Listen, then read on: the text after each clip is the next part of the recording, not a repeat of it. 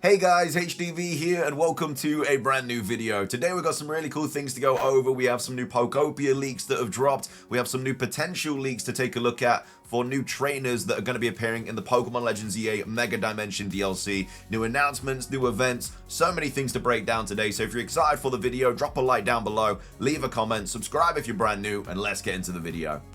So, starting things off, we have a couple of events and announcements to quickly go over for different Pokemon games. The first one is for Pokemon Unite. We've got Cerebi tweeting out saying, Cerebi update, Pokemon Unite has added Mega Gyarados as a playable Pokemon. This is one of two Pokemon that are going to be available this month in Pokemon Unite, the other being Mega Charizard Y. Can't remember the release date of that off the top of my head. It's either next week or the week after. But either way, Mega Gyarados is now available as a playable character, or a playable Pokemon, should I say, in Pokemon Unite. And then as well as that, we've got Cerebi tweeting out saying, Cerebi update, the latest Pokemon Scarlet and Violet Terra Raid battle event is now live.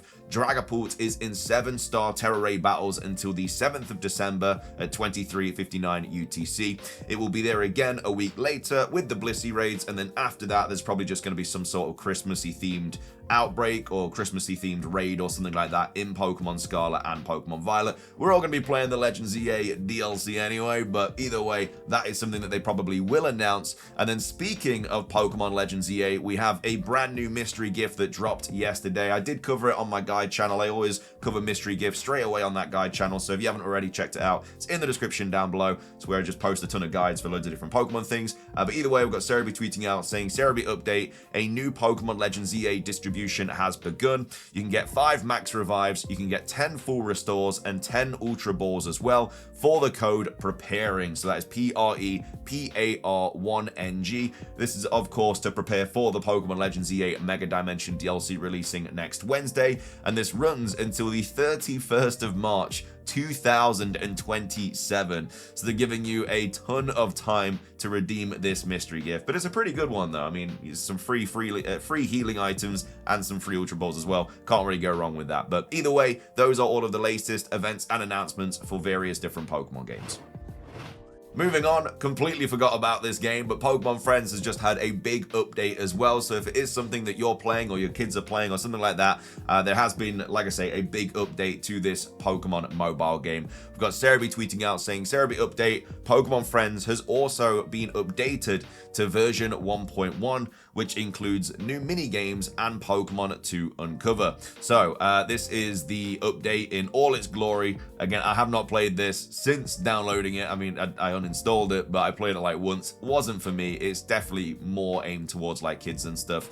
The puzzles aren't necessarily difficult or anything like that, but either way, it's still a fun game if obviously you have kids and stuff. But this is the update patch here. So Pokemon Friends updated with new Pokemon and mini games. So the Pokemon Company has released an update for Pokemon Friends, the puzzle game spin-off title released for the Switch and mobile devices earlier this year. The update brings the game up to version 1.1 and adds new Pokemon to collect as well as 10 new mini games to play. You can check the full details below. So certain bugs have been fixed. This is in the mobile version. New puzzles, plush, furniture, and wallpaper have been added. Please check here for more information. New friend quests have been added, and your maximum possible friendship level has been updated. The maximum amount of plush you can place has been increased from 20 to 25, and then a tilt controls test has been added to game settings. And then for the Nintendo Switch version, certain bugs have been fixed. You can now select from 3 difficulty levels when untangling for the first time after the tutorial ends. To make it easier for players to tackle puzzles better suited to their abilities, the conditions for puzzles leveling up or down have been adjusted. You can now get 1 yarn each day when you beat your record. You can now get yarn when you reach level 6 of a puzzle for the first time. New puzzles, plush, furniture, and wallpaper have been added.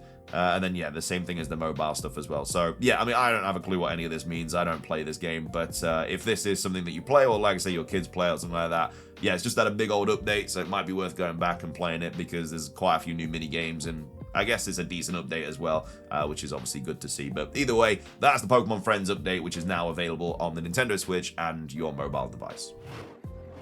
Moving on, we have some potential trainer leaks to go over for the Mega Dimension DLC. Now, this was posted a while ago on the 15th of November, only getting around to it now. It was posted by Light. Again, take this with a grain of salt. It was taken from some sort of like data mined information or something. I'm less inclined to believe it because I haven't really heard loads of people talking about it, but the source is El Chico Eevee, who of course is one of the main data miners in the community. So, like I say, it's data mined information. Whether it's in the DLC or not, whether it means anything or not is left to be seen, but either way, this is apparently a bunch of characters that are going to be in the Pokemon Legends ZA Mega Dimension DLC.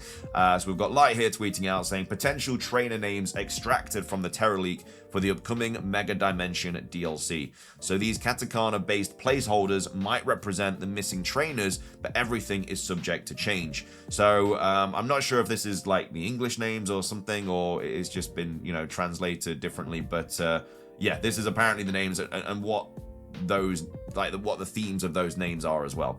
So I'm definitely going to butcher all of these names, by the way. I do apologize. But Hanari is going to be Wing plus Achievement. We've got Grandi, who is a Temple of Red Orchids. We've got Margi, which is Truth and Hope.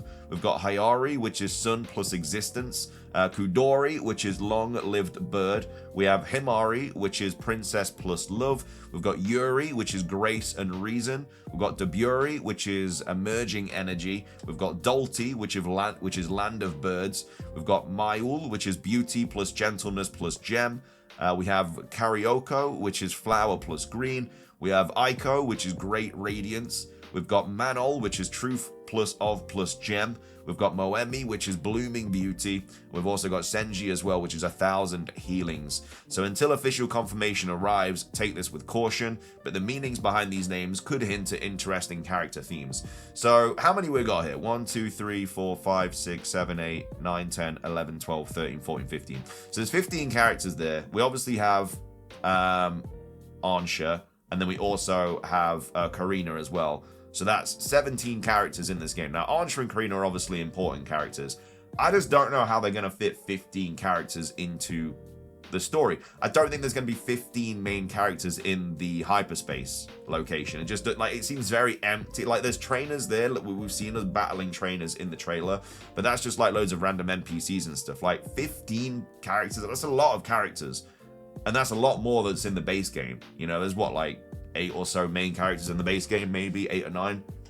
So this is a lot more than that. So I just don't really know how they would fit all these characters in, and also like what kind of, like, what importance would they have in the story? Like, there might just be loads of like mini characters and you just kind of see them once and that's it, which is fair enough.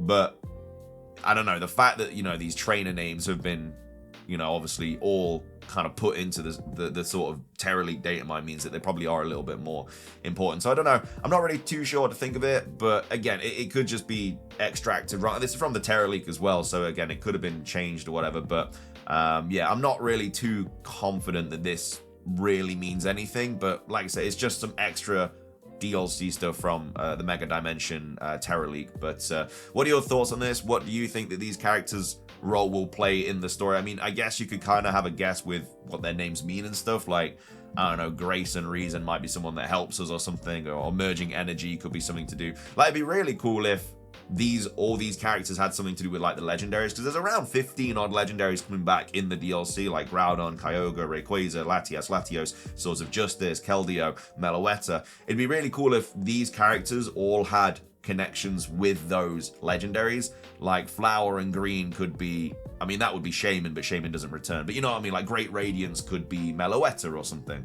Or Blooming Beauty could be Meloetta. 1,000 Healings could be, I don't know, a different one of the legendaries and mythical Pokemon. And maybe we have to go to these characters with the donuts that we get from Ansha, and then that's who leads us to those legendaries. That could be kind of cool. That's the only way that I could really see them have any importance, because 15 main characters is probably a little bit too many, especially when we've already been introduced to Ansha and Karina. So yeah, my guess is that they're linked to the legendaries if this is, you know, still in the game, but you know, I'll have to wait and see. What are your thoughts on this though? How do you think that they play a role in the story? Let me know your thoughts in the comment section down below. Finishing things off for today's video, we have a new leak update for Pokopia, and it's quite an exciting one. I really like this one.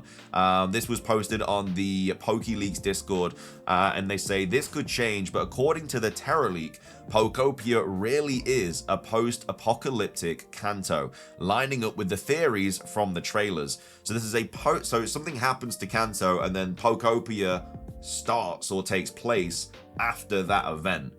So how cool would it be to get a Legends game like around that time as well? Like, instead of it being before Kanto or like 5 years in the future, you know, like Legends Arceus was set in the past, obviously Legends ZA set 5 years in the future. It was a post-apocalyptic Kanto where a Legends game was set. Would be really cool.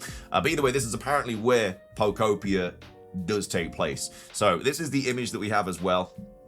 And they say, assuming the areas in the red spaces are base game areas. So this is obviously area 1 being Fuchsia area, dried up and unfertilized fieldland. We have area 2, which is going to be Vermilion area. This is obviously the Kanto map, if you were unaware. So obviously like Pallet Town down here, Viridian, you got to Pewter up here, and then obviously like Cinnabar's down here, Seafoam Island, stuff like that. But yeah, we've got Vermilion area, which is constantly raining, electrical harbor. We have area 3, which is Pewter area, an abandoned mine covered by rocks.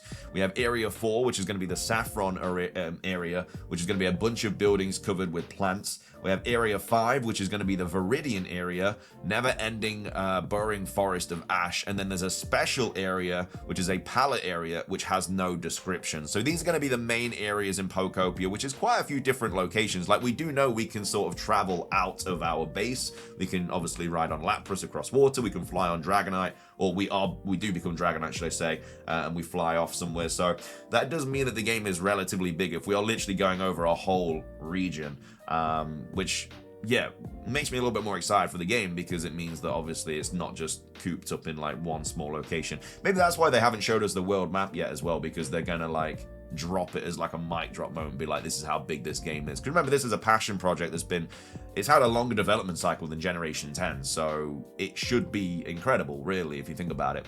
And we do know this game is getting DLC as well, and the other areas are likely DLC. So the areas not in red are likely going to be the DLC. So we have the Cerulean area, which is a flooded city that has hidden treasure, so that's around this location. We have the Cinnabar area, which is a forever sealed dead volcano island, which is obviously down here with the Seafoam Islands. We have the Lavender area, which is over here, and that's a rotten tower that reaches heaven, dual meaning, I assume. We have the Celadon area, so Celadon is around here, and then that is a giant crater that reaches unseeable depth. And then also we have the Indigo area, which has no description. So we could literally get like 4 DLCs for this game, and like each DLC is one of these areas. So we could get the Cinnabar DLC, we could get the you know, this Elite Four section DLC, we can get the Cerulean DLC, because like I say, this game is a Switch 2 exclusive. It's going to be around for a very long time, and so they are just going to keep updating it with DLC. So this could be how big the game does get, and again, we already know that it's relatively large anyway, because of it's a good portion of Kanto, and then the rest of the DLC is just going to give us extra areas of Kanto. And this is the map in a little bit more detail. So like I say, this in the red outline, all the main area, and then these are all DLC parts as well. So yeah, you start off around, what do they say you start off in? Area 1, around Fuchsia. So you start off around here in Fuchsia, and then you go to like the Vermilion area. In fact, they show the arrows here. So you go Vermilion here, and then you go down to Pewter here, and then well, that's one area, and then also you can go to Saffron, and then also you can go to like Viridian, which is over here as well, and then obviously like Pallet Town. But yeah, I mean, you can see it on the screen anyway. But yeah, very exciting. It makes the game look a little bit bigger, and yeah, I'm even more excited for Pokopia now. And again, this is from the Terror League, so it's very likely going to be true.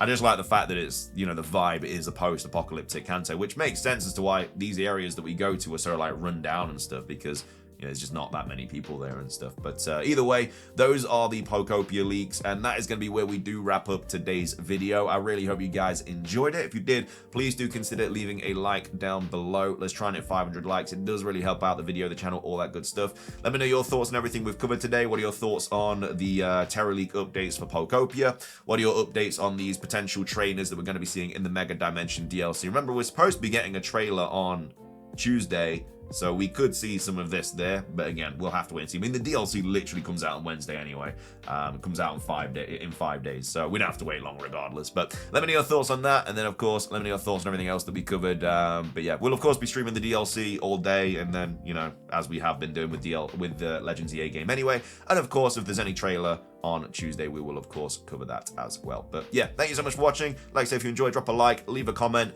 subscribe if you're brand new, ring the notification bell for daily Pokemon content, and have a fantastic rest of your day. And until next time, peace.